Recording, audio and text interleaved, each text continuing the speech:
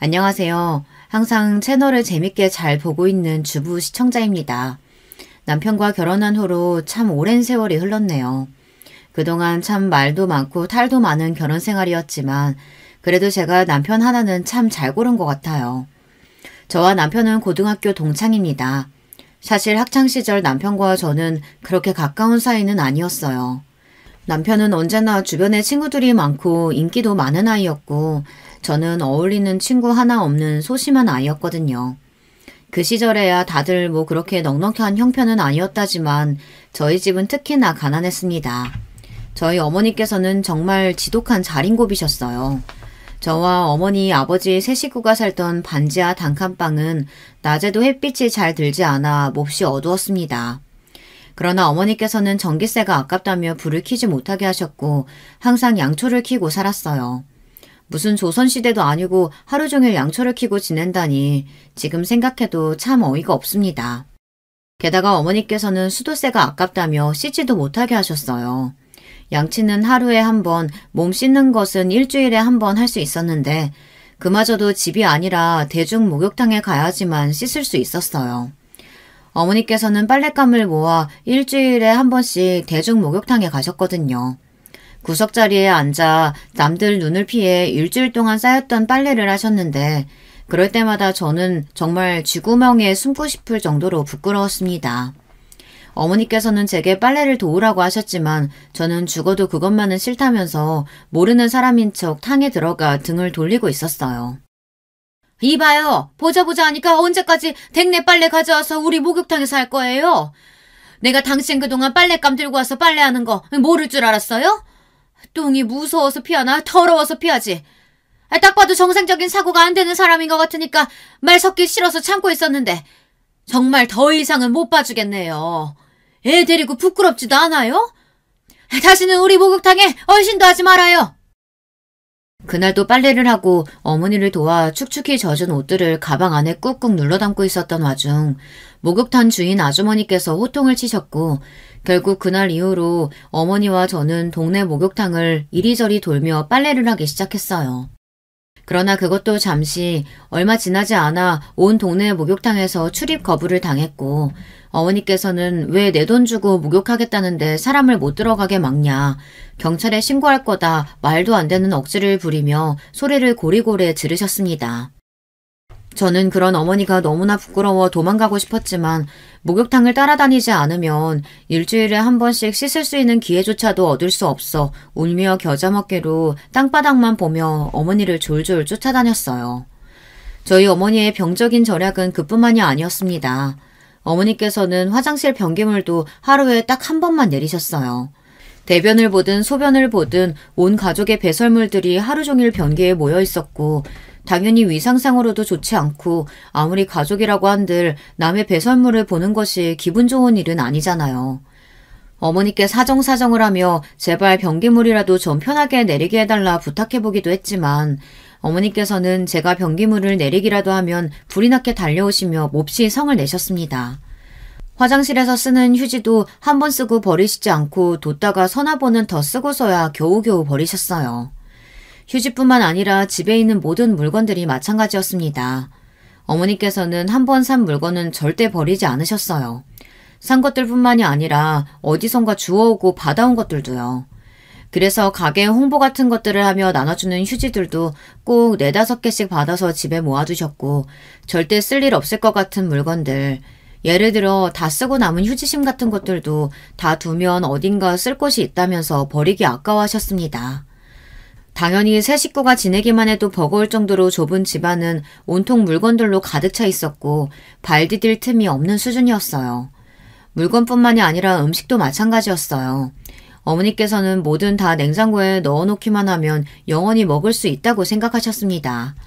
쓰레기들로 꽉 차 있는 집처럼 냉장고도 정체 모를 음식들로 가득 차 있었습니다. 음식에 곰팡이가 피어있더라도 그 부분만 잘라서 먹으면 된다며 유통기한이 몇 년씩 지난 음식들도 아무렇지 않게 드셨고 저도 어렸을 적부터 그런 음식들을 먹고 자라 배탈이 자주 났어요. 그런 어머니가 원망스러워 몇 번이고 투정을 부리고 화도 내봤지만 어머니께서는 완전히 철면피셨습니다. 제가 뭐라고 투정을 부리든 아버지께서 화를 내시든 다른 사람들이 어머니께 핀잔을 주든 전부 다 한 귀로 듣고 한 귀로 흘리셨어요. 남들이 하는 말은 전혀 신경 쓸 필요 없다며 남들이 아까운 걸 몰라서 그런 거다. 부자들도 처음부터 부자였겠냐. 이렇게 한 푼 두 푼 아껴 모아서 부자가 된 거다. 오히려 부자들일수록 자린고비가 많다고 하지 않느냐. 정신승리에 가까운 논리를 펼치셨고 남들 시선을 전혀 신경 쓰지 않는 분이셨기에 가족들뿐만 아니라 친척들이 모두 모인 자리에서도 여전히 궁상을 떠셨습니다. 저희 큰아버지께서는 큰 식당을 하시던 분이라 형편이 꽤 넉넉하신 분이었어요. 큰아버지 댁에서 친척 모임을 자주 가지고는 했는데 그럴 때마다 큰어머니께서는 제가 평소에는 구경도 해볼 수 없는 반찬들을 한가득 차려주시고는 했습니다. 그날은 큰어머니께서 소치 넘치도록 갈비찜을 만들어주셨고 저는 정신없이 갈비를 잡아뜯고 배부르게 식사를 마쳤어요. 모두가 식사를 마친 후에도 솥에 국물이 조금 남아있었는데 갈비는 하나도 없고 전부 감자나 당근 같은 야채 찌그레기들이었어요. 당연히 누가 봐도 남아있다고 보기보단 다 먹은 그릇이었고 큰어머니께서 솥을 치우려고 집어들자 어머니께서 급하게 그런 큰어머니를 막아섰습니다.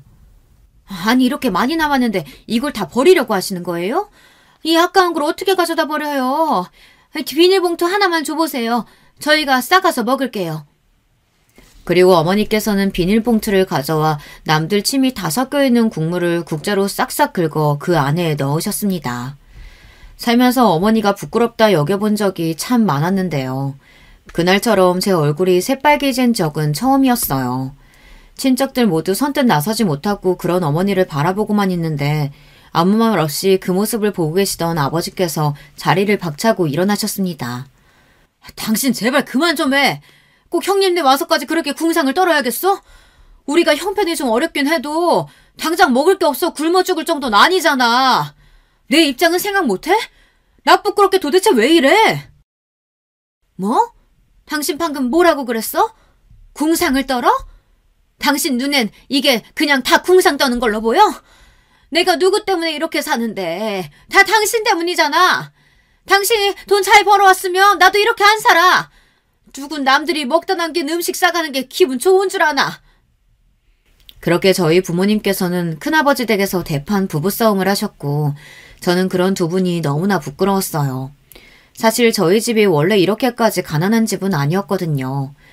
넉넉한 형편은 아니었지만 반지하 단칸방이 아니라 구축 빌라에 살았고 먹는 것 입는 것 하나하나 벌벌 떠며 살 정도는 아니었습니다. 집안이 눈에 띄게 기울어진 것은 아버지의 빚 보증 때문이었습니다. 아버지가 중마고우로 여기시던 아저씨의 보증을 서주었고 그 아저씨가 행방불명이 되면서 저희 가족이 빚더미에 오르게 되었거든요. 그 뒤로 어머니의 병적인 절약이 시작되었고 아버지도 그 사실을 알고 계셨기에 그동안 아무 말 없이 참아오셨던 것이었어요. 그 싸움 이후로 아버지와 어머니 사이는 점점 더 골이 깊어지기만 했고 결국 그렇게 두 분은 갈라서게 되었습니다.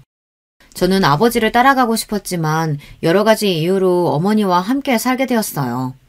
아버지와 이혼한 후로 어머니의 절약은 점점 더 심해졌습니다. 어머니께서는 식당에서 일을 하기 시작하셨는데 매일같이 남은 반찬을 싸오셨어요. 물론 남은 음식을 버리기보단 먹는 것이 환경을 위해서 좋겠죠. 그렇지만 문제는 반찬뿐만이 아니었습니다.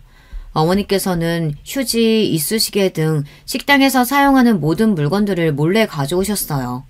처음에는 적은 양이었지만 날이 갈수록 정도가 심해졌고 결국 식당에서도 그 사실을 알게 되었는지 어머니께 해고 통보를 했습니다.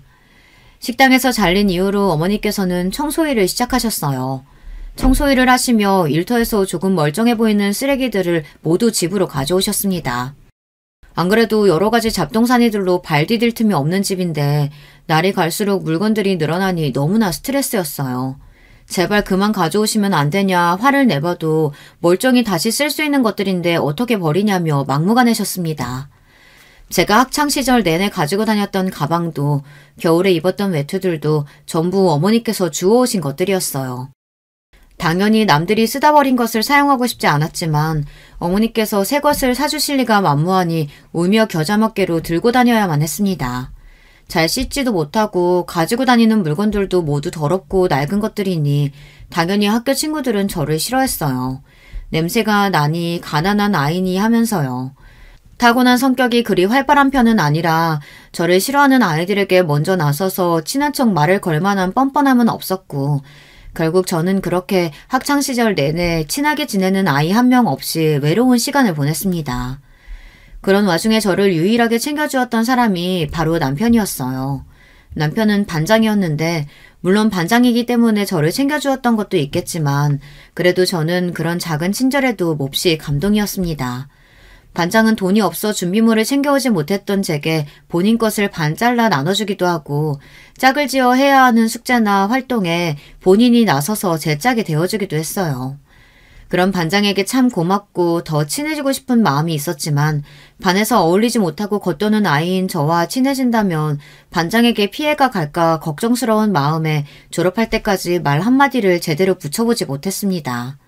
그렇게 학교를 졸업한 후 저는 바로 일을 하기 시작했어요. 처음으로 월급을 탄 날 어머니와 맛있는 식사가 하고 싶어 큰맘 먹고 삼겹살을 사갔습니다. 무슨 고기를 사왔어? 너 미쳤어? 얘가 돈 아까운 줄 모르고 이런 걸 왜 사왔어? 돈 벌었으면 아낄 생각을 해야지 쓸 생각부터 하고 있니? 지금이라도 당장 가져가서 반품해달라고 해.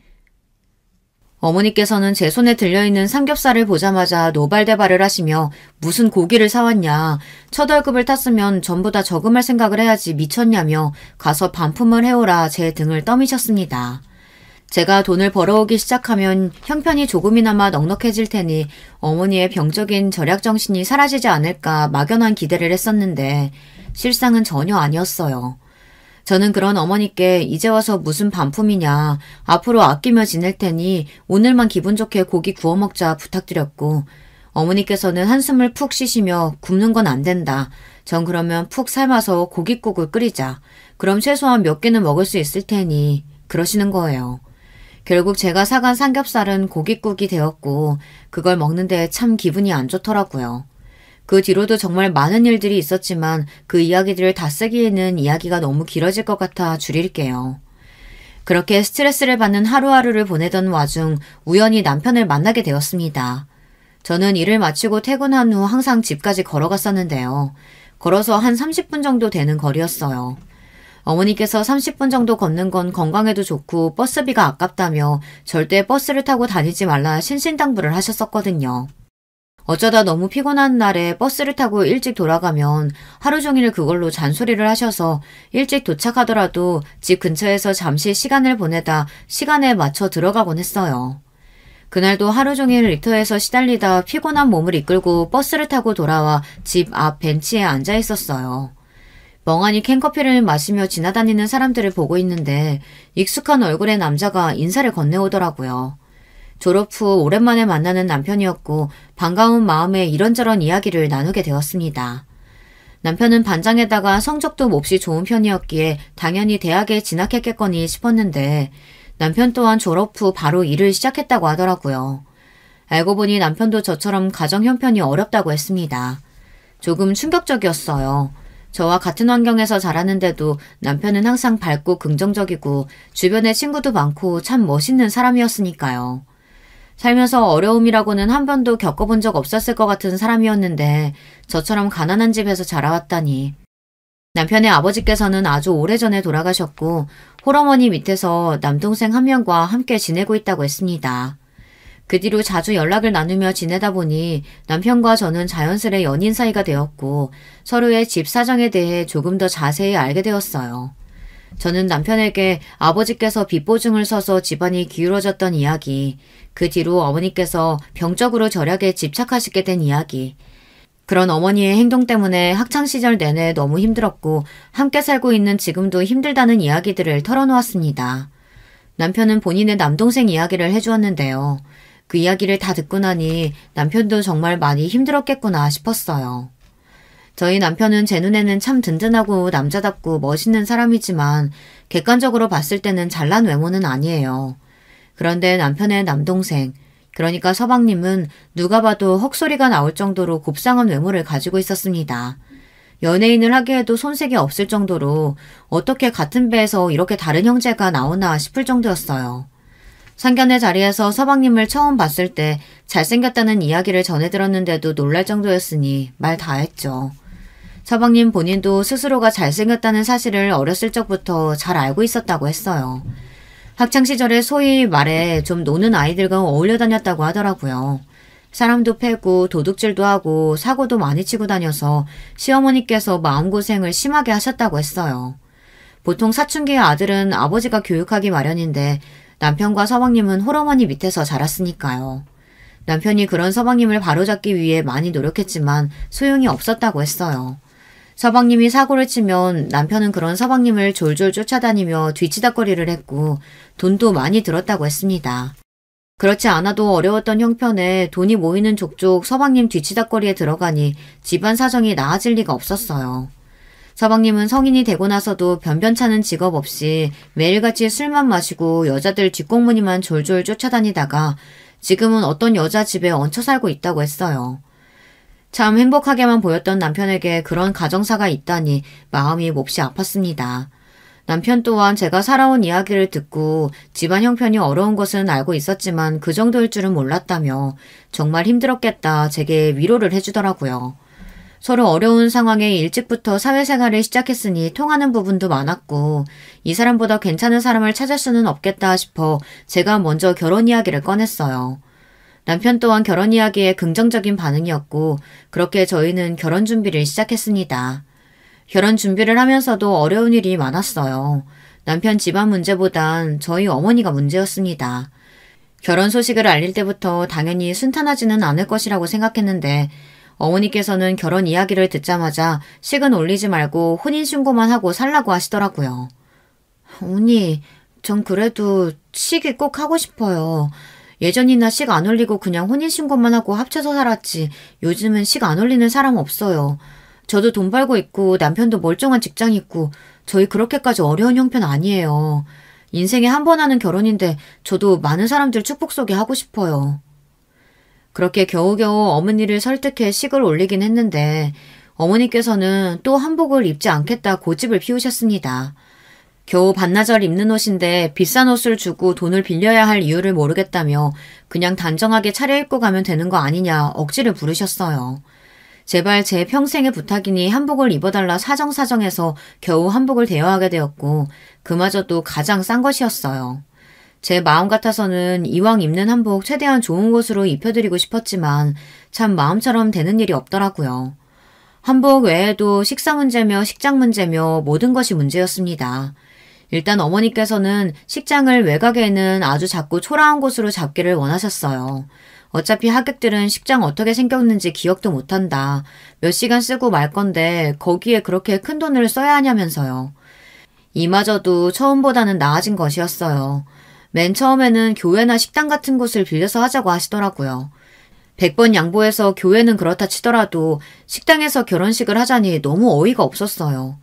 어머니께서는 식당에서 결혼식 하는 게 뭐 어때서 그렇냐. 사람들 많이 들어올 수 있고 테이블을 한쪽에 밀어놓으면 결혼 행진도 할 수 있고 식사도 맛있게 준비할 수 있으니 문제될 게 하나도 없는데 굳이 식장을 잡는 건 낭비나 다름없다고 언성을 높이셨습니다. 아무리 그래도 식당에서 식을 올리고 싶지는 않았고 저나 남편이나 종교를 믿는 사람도 아니라 교회 결혼도 하고 싶지 않았어요. 결국 어머니 고집을 꺾지 못하고 낡고 오래된 식장에서 식을 올리게 되었고 문제는 거기서 끝이 아니었습니다. 다음 문제는 바로 식사였어요. 저는 적어도 저희 결혼을 축하해주기 위해 모인 하객분들께 갈비탕 한 그릇 정도는 제대로 대접하고 싶었는데 어머니께서는 원래 옛날부터 경사스러운 날에는 잔치국수를 먹었다며 하객분들에게 잔치국수 하나 정도면 충분하다고 하시는 거예요. 요즘 세상에 식장에서 잔치국수라니 말이 됩니까? 그렇지 않아도 식장이 외곽에서 찾아오기 힘드실 텐데 기껏 축하해주려고 자리했더니 나오는 밥이 꼴랑 잔치국수라니 저라도 기분 상하겠어요. 그 부분은 도저히 어머니 의견을 받아들일 수 없어 결국 식사는 갈비탕으로 결정되었고 대신 답례품이 비누가 되었습니다. 원래는 수건을 드리려고 했지만 어머니께서 이것만은 절대 양보 못한다며 하객들한테 전부 수건 하나하나 돌리면 돈이 얼마나 들겠냐. 작은 비누 하나씩만 줘도 충분하다. 어차피 결혼 축하해주려고 모인 사람들인데 뭐 얼마나 큰 선물을 기대하겠냐 고집을 부리시는 통에 결국 저희의 결혼식 답례품은 비누가 되었어요. 하나하나 어머니와 상의하고 처리하는 일이 난관이었지만 그래도 어찌어찌 결혼을 무사히 하기는 했습니다. 결혼 후 저와 남편은 작은 빌라에서 함께 살기 시작했어요. 둘이 살림을 합쳤다고 해서 갑자기 형편이 넉넉해지고 그러진 않았지만 그래도 평생 동안 지독하게 시달려오던 어머니의 그늘에서 벗어나 살 수 있다는 사실만으로도 충분히 행복했습니다. 그 후로 떡두꺼비 같은 아들도 낳고 아들을 낳은 후로는 일을 그만두고 집에서 살림을 하며 지내기 시작했어요. 어머니의 병적인 절약을 몹시 혐오하기는 했지만 저도 오랜 시간 어머니와 지내며 몸에 밴 절약 습관이 완전히 지워지지는 않았어요. 아무리 싫다 했어도 그런 습관을 가지고 살아온 세월은 무시할 수가 없더라고요. 그렇게 싫어하시던 어머니가 하시던 행동을 제가 똑같이 하고 있다는 걸 깨달았을 때 어찌나 자괴감이 들던지요. 여러분은 태어나서 한 번이라도 휴지를 재활용해 본 적 있으신가요? 식사할 때 입을 닦았던 휴지를 버리지 않고 뒀다가 그 휴지를 반으로 접어서 식탁을 닦고 또 반대로 접어뒀다가 나중에 물 흘린 자국을 닦는다든가요. 저희 어머니께서는 평생을 그렇게 사셨거든요. 저는 그 정도까지는 아니었지만 습관적으로 물건을 재사용하기는 했어요. 한번 사용한 물건을 쉽게 버릴 수가 없더라고요. 물건을 버리지 못하는 것도 마찬가지였습니다. 어머니께서 잡동사니들을 잔뜩 쌓아놓고 사시는 걸 정말 싫어했으면서도 저도 쉽게 물건을 못 버리겠는 거예요. 예를 들면 고장난 가전용품들이요. 제대로 갈리지 않는 믹서기나 돌아갈 때마다 팬이 덜컹덜컹 거리는 오래된 선풍기를 버리지 못하고 창고에 넣어두었어요. 분명 다시 사용할 일이 없다는 걸 알면서도 겉으로 보기에는 멀쩡하니 버릴 수가 없었어요. 한참을 놓아두었다가 결국 대청소하면서 다 가져다 버리기는 했지만 어머니께 물려받은 절약 습관은 이것뿐만이 아니었습니다. 사은품 같은 걸 나눠주는 곳에서는 꼭 2개, 3개씩 받아오게 되었고 사용하지 않을 때는 무조건 코드를 뽑아놓아야 마음이 편해졌어요. 조금이라도 싼 물건을 샀기 위해 100원, 200원 가격을 비교하며 물건을 샀고 식재료뿐만 아니라 남편이나 아들의 옷 같은 것들도 마찬가지였어요. 물론 어머니처럼 헌옷수거함에서 버려진 옷을 주워온다거나 남들이 입던 옷을 입히거나 하지는 않지만 저도 모르게 아무리 품질이 좋다 하더라도 비싼 물건들에는 손이 가질 않더라고요. 남편은 그런 저와 다르게 아들과 제 물건을 살 때는 조금 비싸더라도 좋은 것을 사주려고 했어요. 본인 밥값을 아껴가면서까지요. 외식을 하더라도 싼 메뉴만 찾아다녔고 아들이 비싼 것을 먹고 싶다고 해도 억지로 마음을 돌려 싼 식당을 찾아갔어요. 그러면서도 저는 스스로의 모습이 참 싫었던 것 같아요. 내가 왜 이럴까? 내가 그렇게 싫어하던 어머니의 궁상맞은 모습을 내가 그대로 따라하고 있구나. 남편도 그런 저를 보며 궁상 떤다고 생각할 것 같았고요. 그러나 남편은 제가 조심스레 그 이야기를 꺼냈을 때 전혀 그렇게 생각해 본 적 없다며 본인 벌이가 많은 편이 아니니 아끼고 살면 좋지 않겠냐. 당신이 집에서 알뜰하게 살림을 해줘서 항상 고맙게 생각하고 있다. 칭찬을 해주었습니다. 그렇다고 돈을 무조건 아껴야 한단 말은 아니야. 사람이 먼저지 돈이 먼저가 되면 안 되니까. 조금 어려운 형편이더라도 가끔은 무리해서 맛있는 것도 먹으러 가고 아들이 비싼 장난감 갖고 싶다고 하면 내 용돈 줄여서라도 사주고 당신 생일에는 비싼 명품은 못 사더라도 백화점 가서 코트 한 벌 정도 마련하고 그렇게 지내자. 우리 너무 돈에 얽매여 살지는 말자. 그런 남편의 말에 저도 모르게 눈물이 나더라고요. 항상 느끼는 거지만 내가 남편 하나는 참 잘 골랐구나 싶었어요. 그렇게 행복한 결혼 생활이 이어지던 어느 날 결혼 후 처음으로 저희 어머니를 시댁에 모시고 식사를 하게 되었어요. 그날은 시어머니의 생신이셨고 저희 어머니와 저희 부부 그리고 시어머니, 서방님 5명이서 시댁에서 소박하게 생신상을 차려놓고 저녁 식사 자리를 가졌습니다. 솔직히 저는 불안한 마음이 컸어요. 저희 어머니의 병적인 절약 정신을 서방님과 시어머니께서는 모르고 계셨으니까요. 어머니께 몇 번이고 나쁘끄러운 짓 하지 말아달라 신신당부를 드리긴 했지만 원래 남의 말을 귓등으로 들으시는 분이셨으니까요. 그렇게 불안불안한 식사 자리가 끝나고 슬슬 돌아갈 채비를 하고 있는데 어머니께서 어딜 가셨는지 보이질 않는 거예요. 아니, 지금 뭐 하시는 거예요? 갑자기 들려온 서방님의 목소리에 저는 급하게 목소리가 난 쪽으로 향했고 창고 앞에 저희 어머니와 서방님이 마주보고 서 있었습니다. 어머니께서는 창고 문 앞에 쌓여있던 두루마리 휴지를 가방 안에 넣고 계셨어요. 어머니, 뭐 하시는 거예요, 지금? 아니, 여기 휴지가 많길래 마침 우리 집에 휴지가 다 떨어져서 사돈 사이에 휴지 하나 정도는 빌려갈 수 있는 거 아니니? 제가 그렇게 말씀드렸잖아요. 어떻게 시댁까지 와서 이러세요. 휴지는 제가 10개고 100개고 사드릴 테니까 제자리에 두세요. 예, 내가 무슨 도둑질이라도 했냐? 왜 그렇게 오바야? 사람 민망하게. 됐다, 됐어. 어머니께서는 적반하장으로 화를 내시며 휴지를 던지듯 내려놓으셨고 저는 정말 너무나 부끄러워 자리를 뛰쳐나가고 싶은 심정이었어요. 그날 이후로 저는 절대로 시댁 식구들과 어머니가 함께하는 자리를 만들지 않았어요. 시댁 식구들 앞에서 어머니 이야기를 꺼내지도 않았어요. 시어머니께서도 그런 저의 마음을 이해하시는지 그날 일이나 어머니에 대해서 자세히 캐묻지 않으셨습니다. 그러던 어느 날 서방님이 결혼을 한다는 소식이 들려왔어요. 전부터 빌부터 살던 여자와 결혼을 하게 되었다는데 솔직히 좀 의외였습니다. 솔직히 말해서 서방님이 얼굴만 잘생겼지 제대로 할 줄 아는 거 하나 없는 한량에 성격도 불같은 편이었거든요. 신랑감으로서는 완전히 빵점이라고 할 수 있었죠. 도대체 어떤 여자가 저렇게 한량 같은 남자를 데리고 사는 것도 모자라 결혼을 하려고 하나 싶었습니다. 동서가 될 여자는 대기업에 다니고 있었고 나이가 많았어요. 저보다 5살가량 많았으니 서방님과는 거의 띠동갑 뻘이었죠. 그래도 능력은 좋은지 꽤 높은 직급에서 일하고 있더라고요. 연봉이 억소리가 나올 정도였으니 남자 하나 먹여 살리는 것쯤은 일도 아니었겠죠. 뭐 본인이 능력이 있으니까 집에서 살림하고 잘생긴 남편 두고 살면 그것도 나쁘지는 않겠다 싶었습니다. 서방님의 성격과 과거를 전부 다 알고 있는 저로서는 남편감으로 절대 사절이지만요. 그렇게 상견례 날이 되었고 동서를 처음 만나니 사람은 끼리끼리라는 말이 괜히 있는 게 아니라는 생각이 들었어요. 속된 말로 동서는 정말 너무 싸가지가 없었습니다. 솔직히 애가 얼굴 빼고는 볼 게 아무것도 없잖아요. 못 사는 집에다가 능력도 없고 애초에 집안 사람들한테는 별 기대 안 했어요. 결혼도 애 생겨서 하는 거예요. 아빠 없는 애로 키울 순 없으니까요. 동서는 키도 몹시 작고 뚱뚱한 체형에 한눈에 봐도 예쁜 외모는 아니었어요. 사람을 외모로 판단해서는 안 되지만 성격도 그렇고 외모도 그렇고 능력이 그렇게나 좋은데도 그 나이까지 시집을 못 간 이유가 있지 않을까 싶었습니다.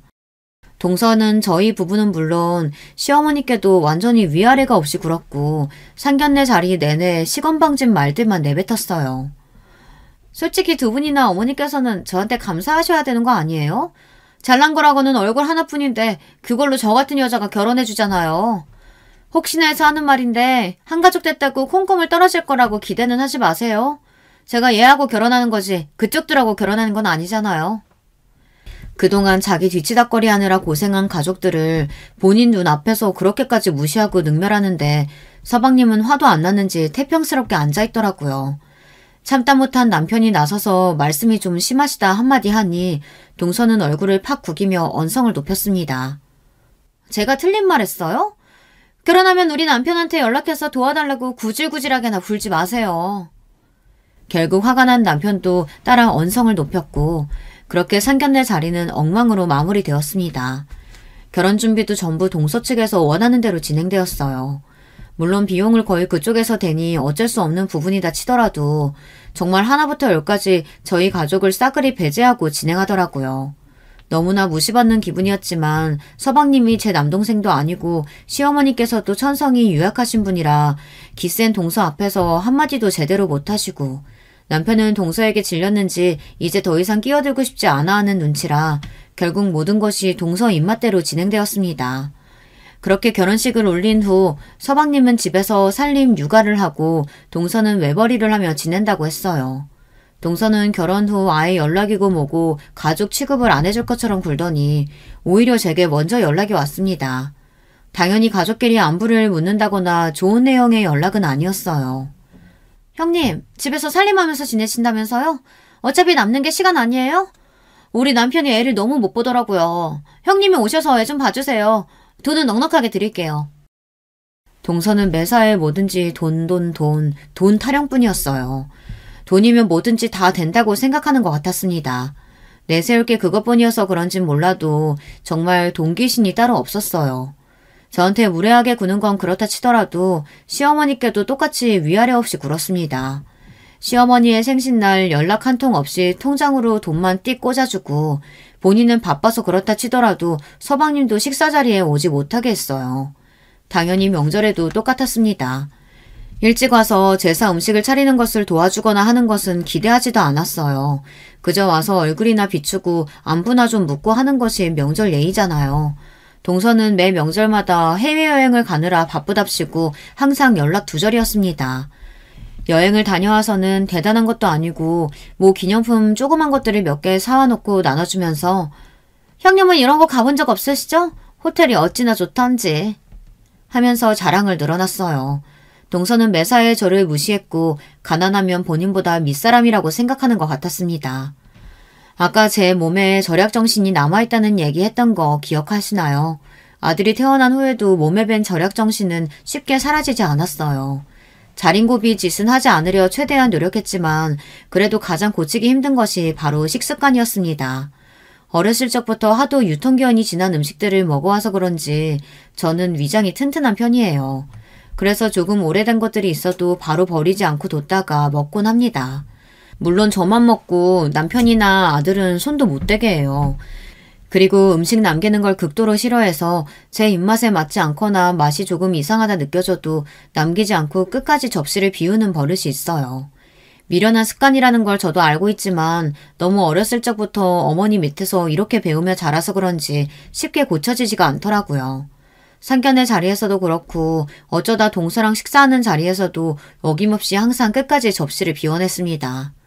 그날은 서방님 생일이었고 오랜만에 다 같이 모여서 식사를 했어요. 동서가 또 생색이란 생색은 있는 대로 다 내면서 비싼 레스토랑에 데려갔거든요. 스테이크를 먹는데 동서가 맛이 좀 이상하다고 하는 거예요. 고기 관리를 어떻게 하는 건지 냄새가 나서 못 먹겠다고, 새로 만들어 달라고 해야겠다고 하길래 그럼 지금 나온 스테이크는 어떻게 되는 거냐 물어봤어요. 그랬더니 동서가 당연히 버리겠죠 대답하길래 너무 아까운 마음이 드는 거예요. 그래도 이런 고급 식당에서 나온 음식이면 상하거나 문제 있는 고기는 아닐 텐데 아쉬운 마음에 스테이크를 빤히 쳐다보고 있으니 동서가 코웃음을 쳤습니다. 제가 원래 입맛이 좀 고급이라 살짝만 냄새가 나도 잘 못 먹거든요. 형님은 뭐 어차피 이런 거 드셔본 적도 없을 테고 막립이시니까 이것도 맛있게 드시긴 하시겠네요. 그렇게 아까우시면 형님이 드실래요? 아니면 좀 싸드리기라도 할까요?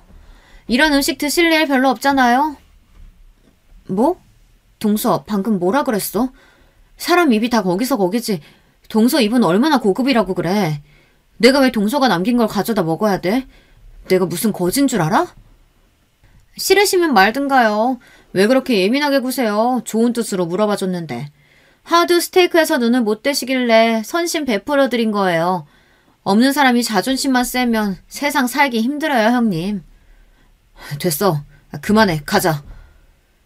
결국 남편이 참지 못하고 자리를 박차고 일어났고 그날도 엉망이 된 분위기와 함께 자리가 마무리되었습니다. 그날 이후로 저는 일부러 동서의 연락을 피했어요. 감정이 몹시 상하기도 했고 연락을 받아봤자 어차피 속 꺾는 소리만 해댈 테니까요. 그러나 동서는 끈질기게 연락이 왔습니다. 가만 보면 동서는 주변에 사람이 없는 건지 무슨 일이 생기면 꼭 저한테 먼저 연락해서 자랑을 해댔어요.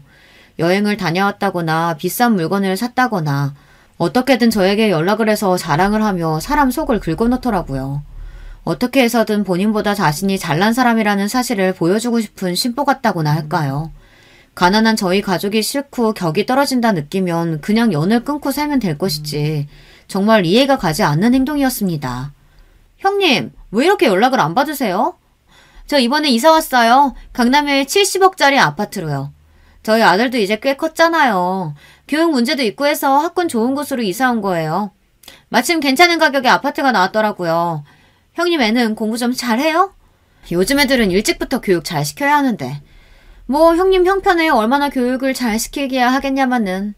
아무튼 다음 주에 집들이 할 거니까 오세요.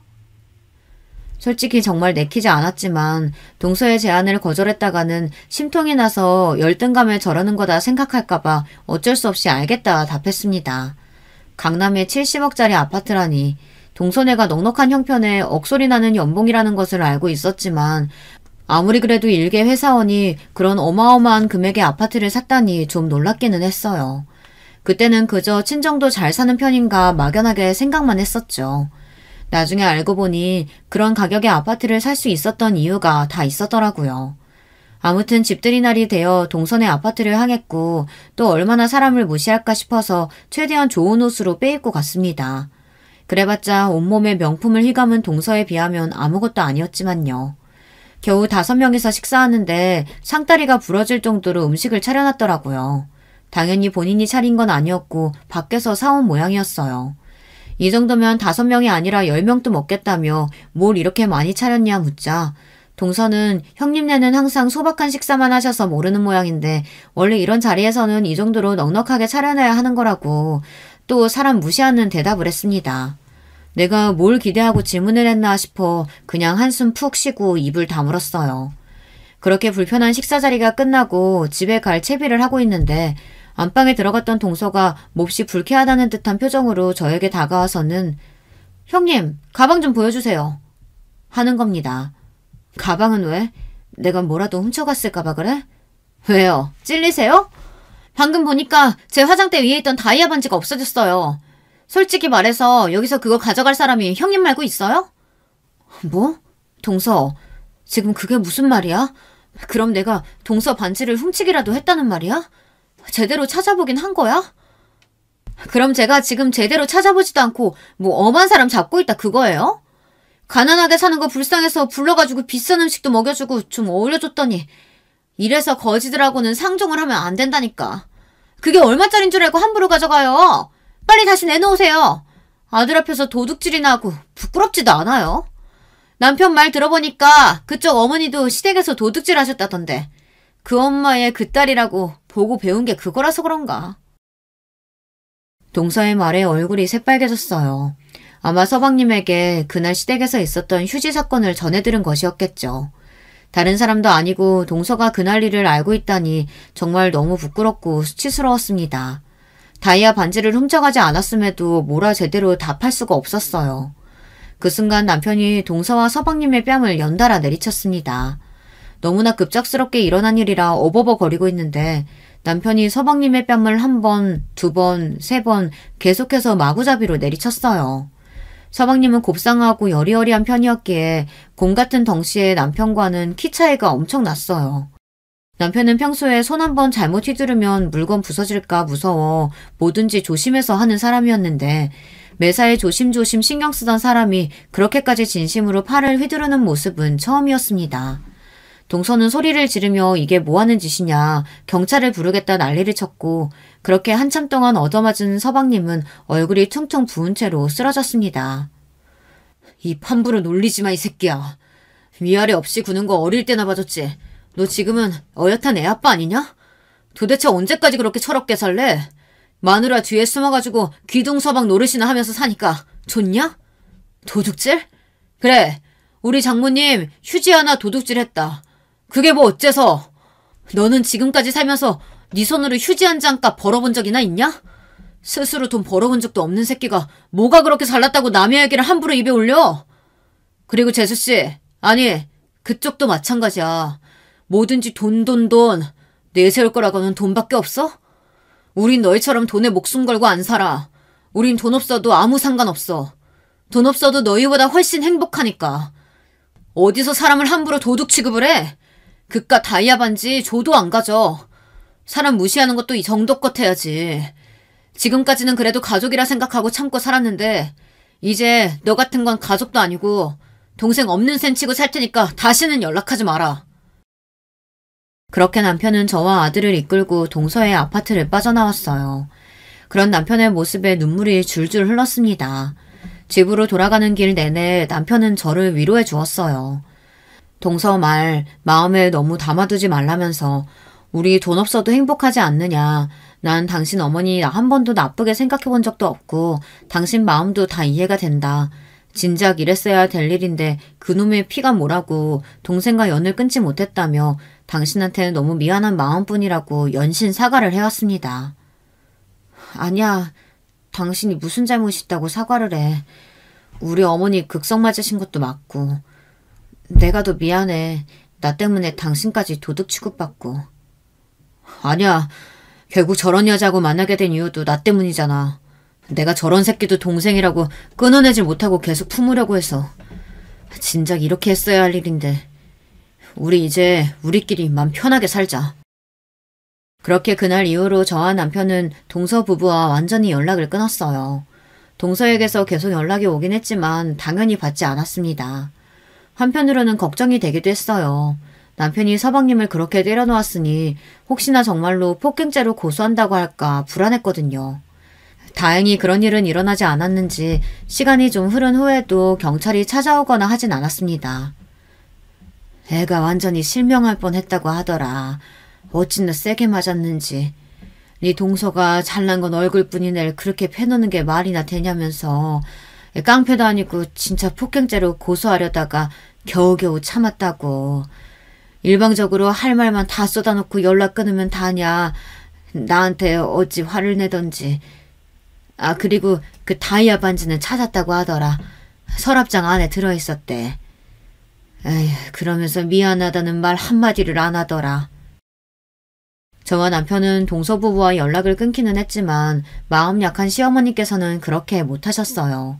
계속해서 동서에게서 오는 연락을 받아주고 계셨고 간간히 만나 식사도 하시는 것 같았습니다. 엄마와 아들이 연락하며 지내겠다는데 저나 남편이 나서서 하지 말라 막을 문제도 아닌 것 같았고 더 이상 동서 일에는 신경을 기울이지 않고 싶었기에 시어머니께서 가끔 전해주시는 동서 소식을 건너 들을 뿐이었습니다. 동서 또한 저를 도둑 취급한 것이 티끌이나마 죄책감이 느꼈던 건지 저에게 연락을 더 이상 해오지는 않더라고요. 얘 큰일 났다. 네 동생 감옥에 간단다. 그러던 어느 날 남편에게 시어머니의 전화가 걸려왔고 전혀 예상하지 못했던 소식에 둘 다 어안이 벙벙해졌습니다. 서방님과 동서가 감옥에 가게 되었다는 소식이었어요. 갑자기 감옥이라니. 동서가 좀 싸가지가 없기는 했어도 감옥에 갈 정도로 큰 범죄를 저지를 정도인 줄은 몰랐는데 게다가 동서 혼자도 아니고 서방님이랑 같이. 불같은 서방님 성격에 사람을 팼다거나 사고를 쳤다거나 이상한 일은 아니었지만 아무리 생각해도 둘이 함께 감옥에 갈 만한 일이 떠오르질 않았습니다. 글쎄, 회사 돈을 횡령을 했단다. 자그마치 금액이 몇십억은 된대. 지금까지 계속 회사 돈으로 그렇게 자랑을 해왔던 거야. 알고 보니 동서는 지금까지 일하던 회사에서 공금을 횡령해왔던 것이었어요. 동서가 재무 쪽에서 일을 하고 있었거든요. 정말 상상도 못했던 일이었습니다. 도련님도 동서를 도와 돈 세탁을 하기 위해 대포통장이나 이런저런 잔심부름을 도맡아서 하고 있었다고 했어요. 어쩐지 아무리 돈을 잘 번다고 하더라도 회사 다니는 사람이 70억 아파트라니 이상하다 생각했는데 모든 돈이 다 회사 공금이었던 것이었습니다.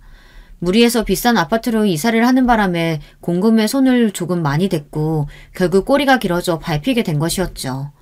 관련된 기사도 나왔더라고요. 세상 살다 보니 동서와 서방님이 주인공인 범죄 기사를 읽게 될 줄은 정말 상상도 못했습니다. 참 그동안 돈거렸던 것이 저렇게까지 돈에 미친 사람이어서 그랬나 싶기도 하고요.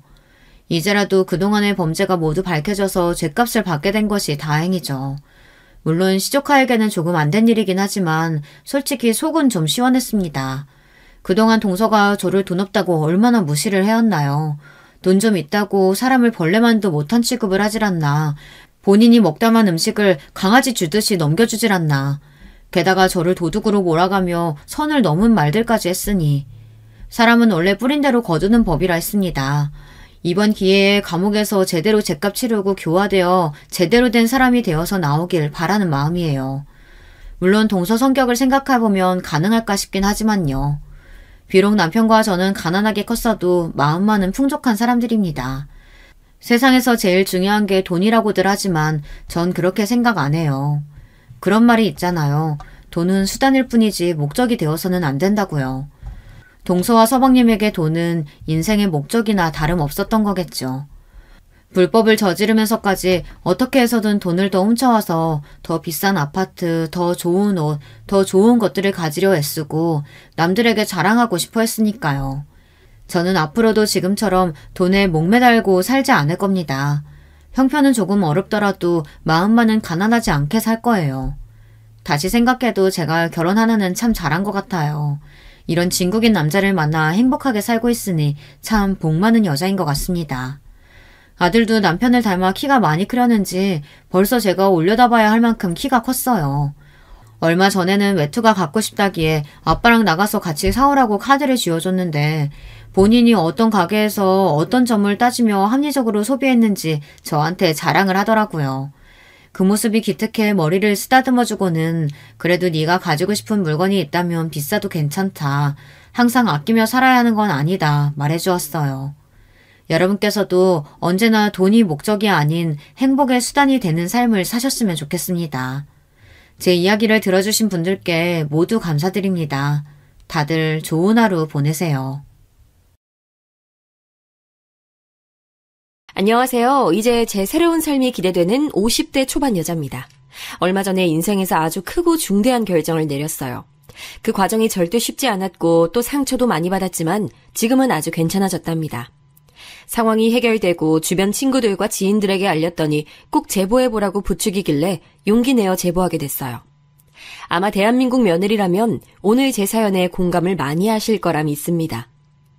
전국에 있는 며느리들을 모아놓고 시댁에 관해 말하라고 하면 아마 각각 사정이 다를 텐데요. 저도 어디 가서 빠지지 않는 사연을 가지고 있습니다.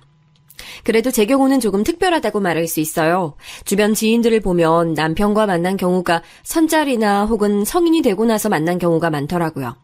저는 남편과 아주 어릴 때부터 알고 자란 소꿉친구였습니다. 인간의 기억은 보통 5살부터 존재한다고 하죠. 제 기억에 남편과 저는 그때부터 알던 사이였어요. 남편은 편하게 이름으로 윤철이라고 할게요. 윤철이는 그냥 제 가족이나 마찬가지였습니다. 저는 자매로 언니가 한 명 있고 윤철이는 3남매 중 장남이었어요. 그런데 윤철이네 막내는 늦둥이라 우리가 초등학교 때까지 없었으니 서로 집안엔 자매, 형제만 있던 상황이었습니다. 그런데 바로 옆집에 살았던 사이여서 서로 왕래가 잦았어요. 우리 집에는 남자아이가 없으니 부모님도 윤철이를 좋아했고 반대로 윤철이네 집에 그때는 여자아이가 없으니 저를 예뻐하셨어요. 제 기억에 학교에 가기 전부터 서로 동네에서 하도 붙어 다녀서 동네 주민들이 우리를 한 몸으로 생각하셨죠. 소심하고 내성적인 언니와 달리 저는 어렸을 때부터 활동적이고 매우 밝았어요. 그래서 여자친구들하고만 노는 언니보다는 윤철이와 노는 게 그때는 더 좋았습니다. 동네 아이들끼리 몰려다니며 축구도 하고 술래잡기도 하고 그렇게 재밌게 놀았어요. 그러다 학교에 입학했는데 같은 동네고 또 옆집이니까 학교도 매일 같이 갔습니다. 그때는 그게 우리에게 되게 당연한 일이었어요. 일어나서 당연하게 언니와 윤철이 동생 희철이까지 넷이 같이 학교에 가고 또 하교도 같이 했습니다. 윤철이와 저는 동갑이라 같은 반을 한 적도 많은데 그래서 유독 둘이 친했어요. 서로 못 볼 거 다 보고 큰 사이라 고등학교 때쯤엔 싸우지도 않았어요. 이제 너무 잘 아는 사이고 어떻게 하면 싸우는지 아니까 서로 조심하곤 했죠. 사춘기를 거치면서 우리 언니는 더 옆집 형제와 놀지 않았어요. 워낙 소심하고 생각이 많던 언니라 남자아이들과는 말이 통하지 않는다고 생각했나 봐요. 그리고 또 언니는 여자 고등학교에 입학해서 더 그랬고요. 저는 반면 고등학교를 동네에 있던 공학고등학교에 입학했는데 윤철이도 그 학교를 입학했어요. 그래서 그때도 같이 학교에 가고 집에 오곤 했습니다. 그렇게 학창시절을 보내고 대학에 입학했어요. 성인이 되고 나서 저는 인생에 큰 변화가 많았습니다. 사실 저희 집은 동네에서 손꼽히는 여유 있는 집이었어요. 윤철이네 집도 가난한 편은 아니었는데 저희 아빠가 워낙 잘 나가셨습니다. 아빠는 사업을 하셨는데 워낙 오래전이라 자세히 기억은 나지 않지만 우리 고향이 지방에 있는 해안가 동네였거든요. 거기서 생선 관련 유통 일을 하셨어요. 처음에 작게 시작했던 일이 시간이 지나면서 크게 된 경우였습니다. 제가 중학생 때는 아빠가 너무 바빠서 얼굴을 잘 보지도 못했어요. 그래도 아빠 덕분에 부족하게 크진 않았으니 다행이었습니다. 여유 있는 집이라 언니는 클래식 음악을 전공할 수 있었어요. 저는 예체능 쪽으로 재능이 없어서 시작하지 못했는데 언니는 음악을 상당히 잘해서 지원을 많이 받았습니다. 언니가 서울에 있는 대학에 입학해서 고등학생 때 제가 놀러 갔던 적이 있어요. 그때 언니의 대학 생활을 보고 좋은 의미로 충격을 받아 열심히 공부하게 됐죠. 고등학교 때는 그래서 윤철이와 예전처럼 친하게 지내진 못했습니다. 윤철이도 공부하느라 바빴고 저도 공부에 미쳐 살았으니 서로 그냥 도서관에서 같이 공부했던 기억이 나네요. 그렇게 고등학교를 졸업하고 윤철이도 저도 서울에 있는 대학에 가게 됐습니다. 열심히 공부했던 보람이 느껴졌어요. 아주 운 좋게도 윤철이네 학교와 제가 다녔던 학교가 서로 붙어 있어서 대학에 가서도 윤철이와 연락은 꾸준히 하게 됐어요. 그래서 고등학교 때보다 대학생 때 서로 더 같이 붙어 다녔던 것 같아요. 윤철이는 제가 대학생 때 같은 과 선배와 사귈 때도 연애 상담을 해줬고 저 또한 윤철이의 연애 상담을 진지하게 해줬던 기억이 있어요. 그때가 신입생 때였는데 그때까지 제 인생은 아주 행복했습니다. 꿈에 그리던 학교도 입학하고 학교 선배와 연애도 했으니까요. 그런데 갑자기 제 인생의 첫 번째 불행이 닥치기 시작했습니다. 바로 아빠가 하던 사업이 망하게 됐어요. 정말 그 광경은 망했다고라고밖에 할 수 없었습니다. 아빠는 보증을 잘못 써서 망하게 됐는데 그 보증의 주인은 저도 잘 아는 아빠 친구였어요. 아빠와 어릴 때부터 알고 지낸 둘도 없는 사이였고 집안끼리 왕래도 잦아서 아빠는 당연하게 보증을 섰다고 하더라고요. 매사에 의심이 많고 돌다리도 2번, 아니 10번은 두드리고 건너는 엄마는 대차게 반대했다고 합니다. 하지만 아빠가 엄마의 동의 없이 보증을 서서 그대로 사업을 다 말아먹었어요. 아직도 엄마가 흐느끼며 저와 언니 앞에서 울던 게 기억이 납니다. 아빠의 사업이 망해서 원래 살던 집을 떠나는 건 당연한 일이었어요. 부모님은 언니와 제가 서울에 있으니 두 분도 서울에 올라오셨습니다. 그리고 언니가 살던 자취방과 제가 살던 자취방까지 다 팔고 우리 4명은 단칸방 하나를 구해 거기서 새로운 삶을 시작했습니다. 이 과정에서 저는 너무 스트레스를 받고 또 창피해서 윤철이와 연락을 끊었습니다.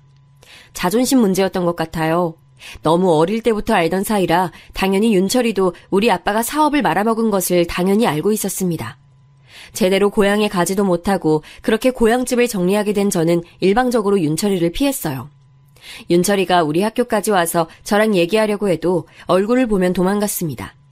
그냥 그때는 그러고 싶었어요. 윤철이 얼굴을 보는 게 민망했고 그냥 고향 사람이라는 말만 들어도 제가 피했거든요. 안 좋게 고향을 떠났으니 어쩔 수 없었죠. 아버지가 고향에서 크게 사업하던 사람이라 우리 집을 아는 사람도 많았고요. 그러니 바로 옆집 살던 윤철이는 당연히 불편했습니다. 야, 너 진짜 나랑 얘기 안 할 거야? 도대체 뭐가 문제야? 윤철이는 나중에 화가 나서 제발 얘기를 하자고 저를 붙잡았는데 저는 그럴수록 도망치기 바빴습니다.